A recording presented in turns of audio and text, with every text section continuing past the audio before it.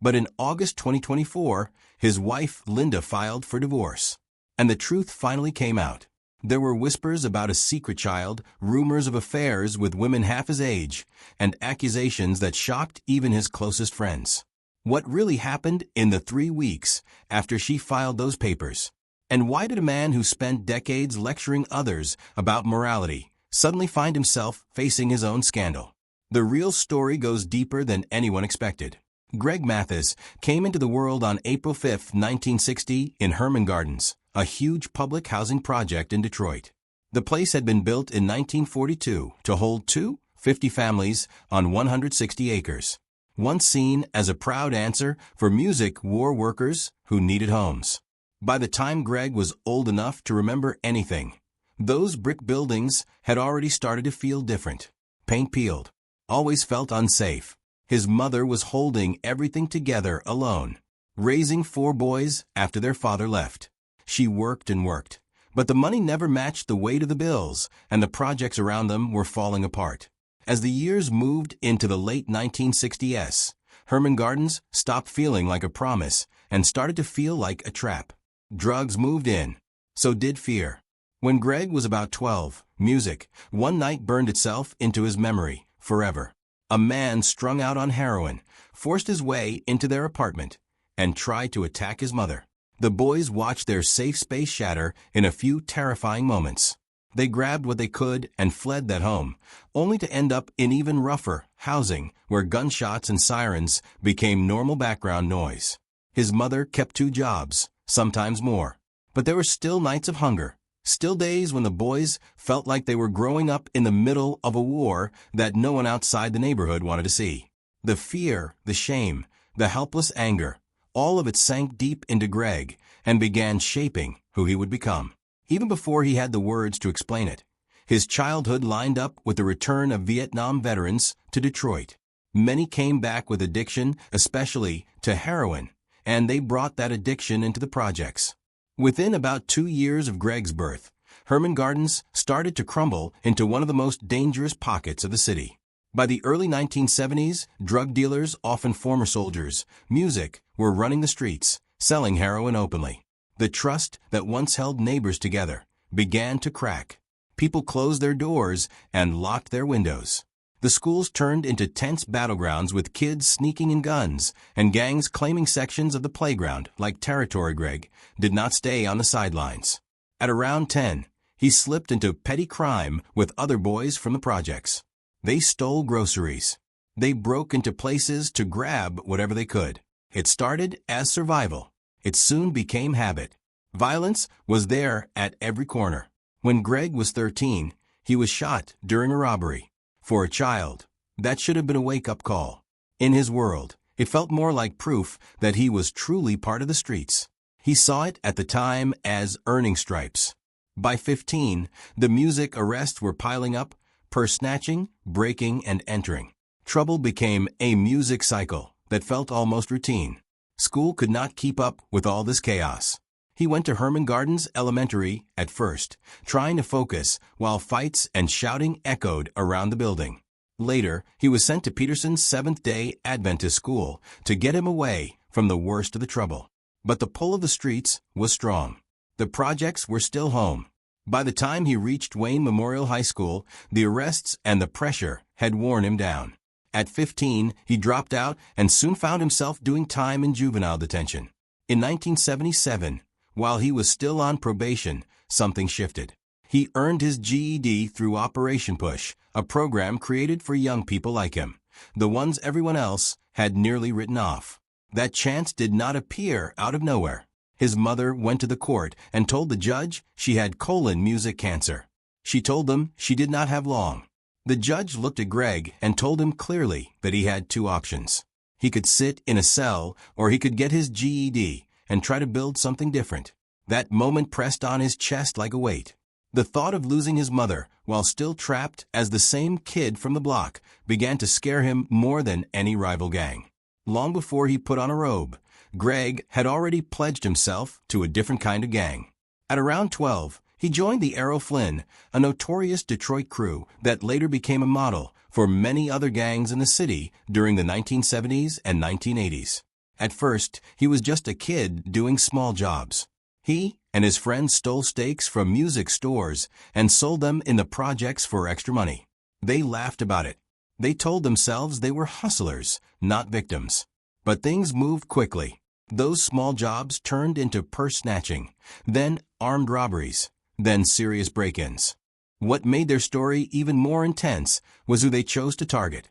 They did not just break into random houses. They studied which homes belonged to police officers.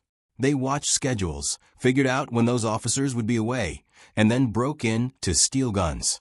Greg later admitted that they knew cops would keep extra weapons in their homes. Taking those guns was not just about money. It was about image. In that world, walking around with a weapon that once belonged to a police officer gave you a twisted kind of status. It said you were bold enough to take power from the very people who were supposed to control you. That'd be why the time Greg was 15. He had shifted from stealing goods to selling poison. He became part of the daily heroin trade in the projects, right in the middle of the 1970s heroin wave. He has admitted in interviews that this was not a side hustle. He was dealing every day, running a real operation inside the housing project. The money that came in did not only buy clothes or fun. He poured it back into guns. He and his crew armed themselves more heavily, using those weapons to defend their corners and their reputation. Shootouts were common. It became normal to hear gunfire almost every day as gangs clashed over drug spots and turf lines that no one outside the neighborhood ever saw on a map. Greg has said that from around 12 onward, he carried a gun daily and that he shot quite often. These were not warning shots into the air. These were real exchanges, real bullets, meeting real bodies and walls and windows in the dark. By 17, the weight of his choices was written clearly in ink on court records. He had been arrested more than 20 times as a juvenile for burglary, gun possession, and drug dealing. He moved in and out of juvenile detention centers in Wayne County so often that it almost felt like a second home. Life became a loop of concrete walls, and music released nights of promises to do better and quick slides back into the same streets. Those years left a paper trail that would later rise up again when he tried to enter the law. But back then, he was not thinking about law licenses or courts. He was just trying to stay alive and stay ahead. At 17, everything finally collided. He was caught in Detroit with a concealed handgun. This time, the system did not treat him like a kid anymore. Because of his long record, prosecutors charged him as an adult. He was sentenced to 9 months in Wayne County Jail, a real adult jail instead of a juvenile center. The air inside music was different. The stakes were higher. For years, his mother had refused to visit him while he was locked up for juvenile crimes. Now she came. She walked into that visiting area, looked at her son sitting behind the glass, and let the truth fall. She told him he had embarrassed her in the neighborhood, in the schools, and in the church. She told him that people whispered about him, and that every time his name came up, it carried shame with it. Then she told him something far worse. She had colon cancer. She did not have much time left. Greg later called that moment the catalyst. Hearing that his mother might die while he was still that music same boy, still locked up, hit him harder than any bullet ever had. The fear of losing her, mixed with her disappointment and pain, cut through the tough image he had built on the streets. After that visit, the judge gave him a choice that could bend his life in a completely different direction. If he wanted out early, if he wanted to avoid serving all 9 months and facing more adult time in the future, he had to earn his GED and agree to probation. No school, no freedom. Greg accepted. Because of that decision, he was released after about 3 months instead of serving the full sentence.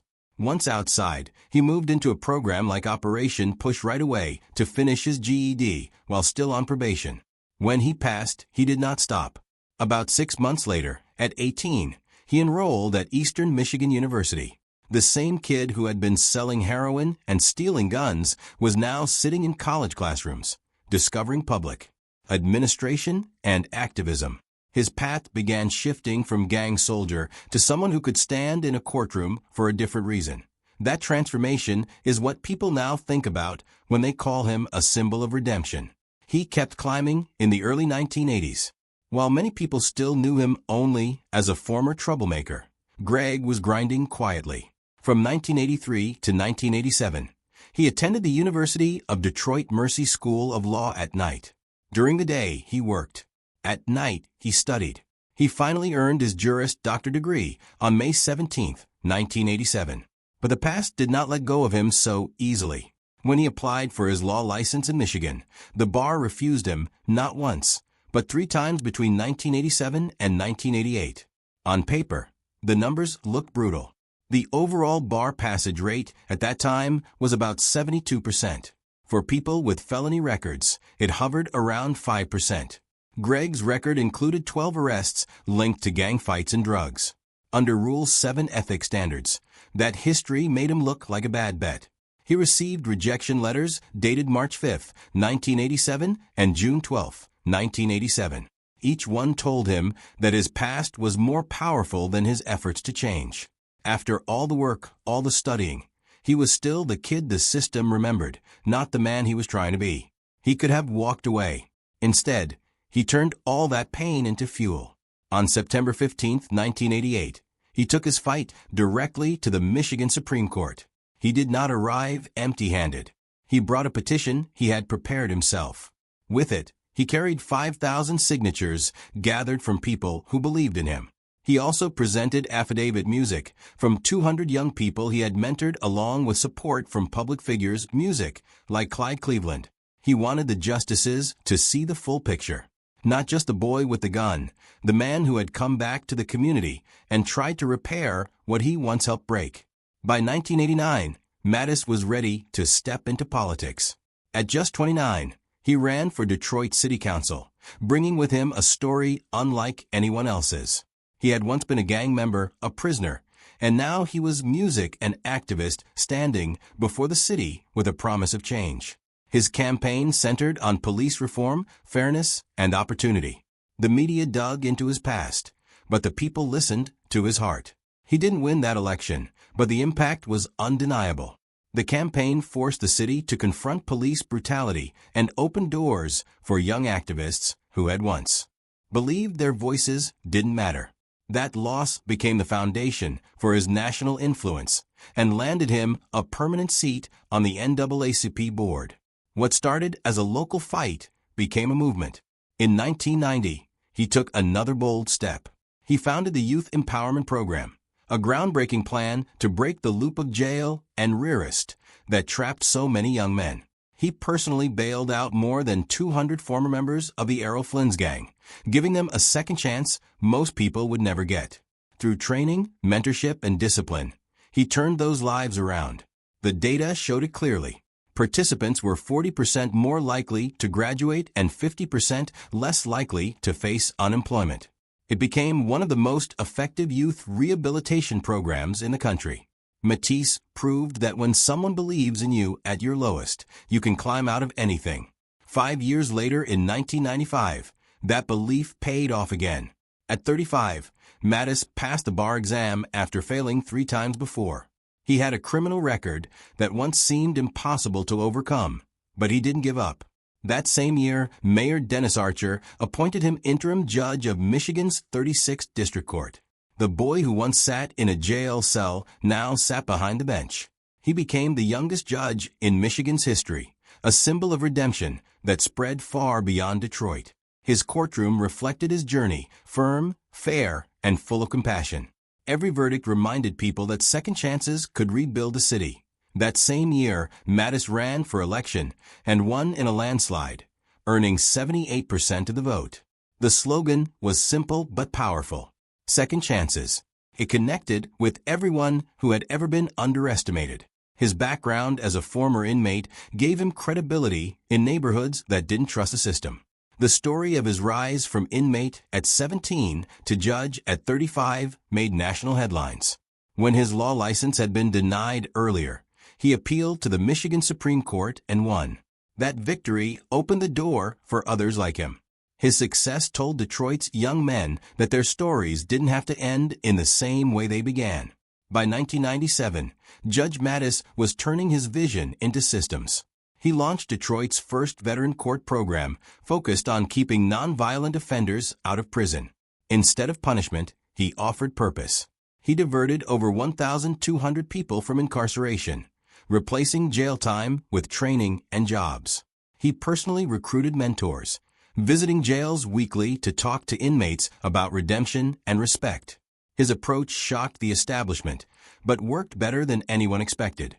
Participants received counseling, job placement, and guidance. Most never re-offended. It was proof that empathy could heal what punishment never could. Between 1997 and 1999, his courtroom gained attention for an entirely new reason.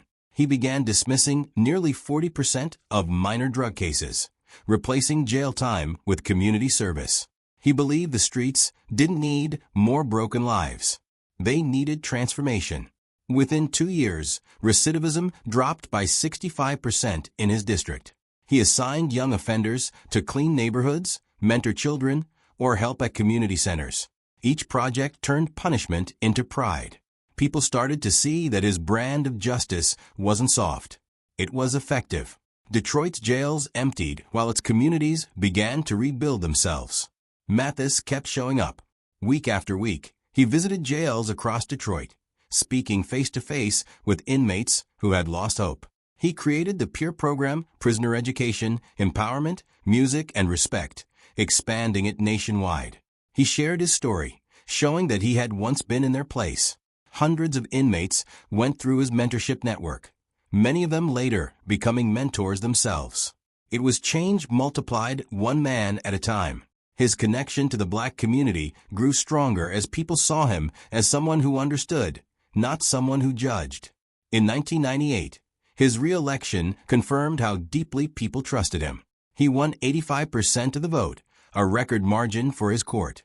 His fairness, especially in gun possession cases, music made him respected by both the police and the public.